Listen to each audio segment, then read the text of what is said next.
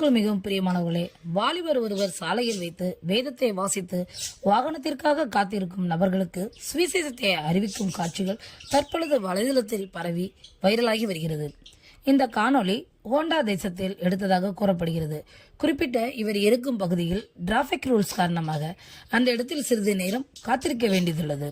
அப்பொழுது அந்த இடத்தில் வாகனத்தில் நின்ற வாலிபர் வாகனத்தை விட்டு இறங்கி ஒரு வேத பகுதியை சத்தமாக வாசித்து பின்னர் அங்கு நிற்கும் நபர்களுக்கு எல்லாரும் இயேசுவை அறிந்து கொள்ள வேண்டும் என்ற நோக்கில் சுவிசேஷத்தை அறிவிக்க ஆரம்பிக்கிறார். இந்த அருமையான காட்சிகள் அனைவரையும் ஆச்சரியப்பட வைத்துள்ளது.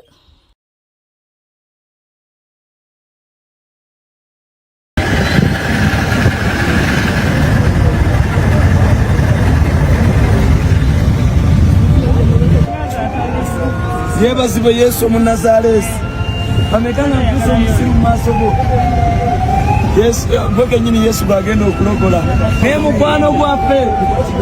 Haleluya. Baibuli egamba mu Amosi teka சுவிசேஷம் அறிவிப்பது என்பது ஒவ்வொரு கிறிஸ்துவ மனிதரின் கடமையாகும். சமயம் வாய்த்தாலும் வாய்க்காவிட்டாலும் சுவிசேஷம் சொல்ல வேண்டும் என்ற வேத வசனத்தின்படி இந்த வாலிபர் தேவனை பற்றி பொது இடங்களில் தைரியமாக சொல்வது அவர் தெய்வத்தின் மீது கொண்டுள்ள அன்பை காட்டுகிறது.